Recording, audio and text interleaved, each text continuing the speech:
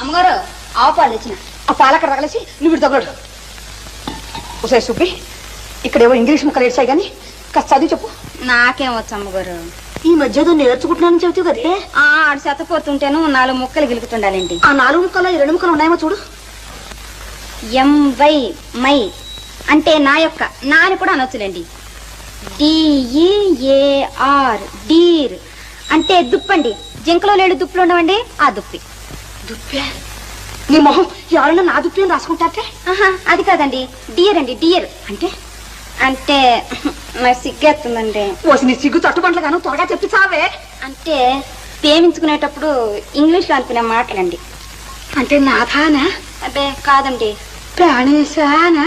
అవన్నీ పాతకాలపు మాటలండి. ఇప్పుడు వాటిని ఎవ్వరూ ఆడటం లేదు. మరైతే ఏమిటి చెప్పవే? అంటే నా ప్రియా అని.